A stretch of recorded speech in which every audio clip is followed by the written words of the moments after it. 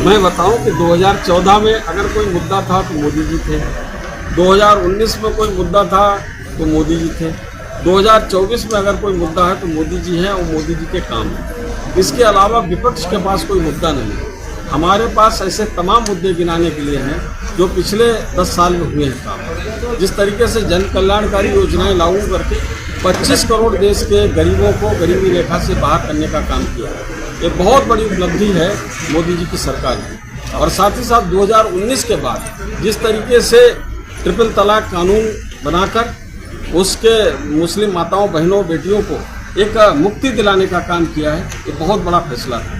जिस तरीके से धारा 370 इस देश में हटाई गई जम्मू कश्मीर से, ये बहुत बड़ा फैसला है। मर्यादा पुरुषोत्तम श्री राम का मंदिर 500 वर्ष से रखा हुआ था, उसको बनने का काम हुआ, ये बहुत बड़ा काम हुआ। और सीए को लागू करना, ये बहुत बड़ा ऐतिहासिक काम इस देश में हुआ है और भारत को वैश्विक मंच पर स्थापित करने का काम मोदी जी ने किया। एक तरफ आपकी बीजेपी है और दूसरी तरफ गठबंधन है, बहुत सी पार्टियां मिली हैं। जी, चौथा चरण का चुनाव है, क्या लग रहा है कहीं गठबंधन उसके विरोध में जीतेगा, दिख रहा है? देखिए, गठबंधन के पहले तो गठबंधन आप देख रहे हैं कि देश में कितने पार्टियों ने गठबंधन किया था, 38, 40, 42 पता नहीं कितने। आज उस गठबंधन में साथी कितने रह गए। जब वो गठबंधन को ही समेट के नहीं रख सके तो जनता से गठबंधन क्या कर पाएंगे। उनका गठबंधन खुद ही छिन्न भिन्न हो गया है और वोट तब मिलेगा जब उनका गठबंधन जनता के साथ है। आज जनता उनके साथ नहीं है, जनता से उनका गठबंधन टूट चुका है। जनता आज पूरी पक्के तरीके से मोदी जी के गठबंधन के साथ शामिल है और मोदी जी के पूरा आशीर्वाद दे रहे हैं। तो ऐसी परिस्थिति में उत्तर प्रदेश में हम 80 की 80 लोकसभा सीट जीतेंगे, देश में 400 पार जाएंगे, इसमें कोई संदेह नहीं। चौथे चरण में शाहजहांपुर में 2 शहजादे।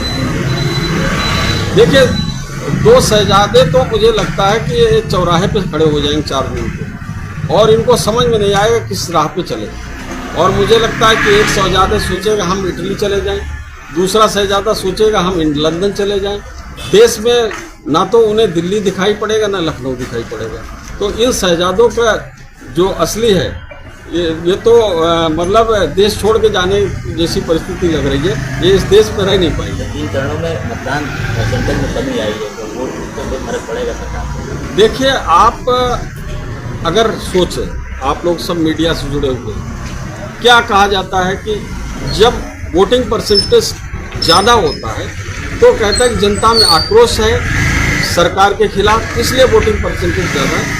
यानी कि सरकार के परिवर्तन का संकेत होता है वोटिंग परसेंटेज को ज़्यादा हुआ। आज वोटिंग परसेंटेज ज़्यादा नहीं है तो ये सरकार, इसी सरकार को रखने का संकेत एक तरीके से जनता ने दिया है। और निश्चित रूप से आक्रोशित जब जनता होती तो ज़्यादा वोट देने की जरूरत। हम इतना प्रयास कर रहे हैं तब हम भारतीय जनता पार्टी के जितने समर्थक हैं उनके सबके वोट डलवाने में सफल है, लेकिन विपक्ष के जो लोग हैं वो बूथ पर नहीं आए। शाहजहांपुर में टक्कर देख रहे हैं एक तरफा? शाहजहांपुर में निश्चित रूप से आप सब लोग जानते हैं कि एक तरफा पूरी तरीके से चुनाव है। समाजवादी पार्टी प्रत्याशी घर से नहीं निकले। वो आप, मैं तो कई लोगों से पूछा भाई कहीं दिखाई पड़ी हूँ समाजवादी पार्टी प्रत्याशी तो बताइए, तो मुझे तो किसी ने नहीं बताया समाजवादी पार्टी प्रत्याशी दर्शन दिए। तो ऐसी परिस्थिति अब खुद ही नहीं लड़ी है तो जनता उनके लिए क्या लड़ेगी।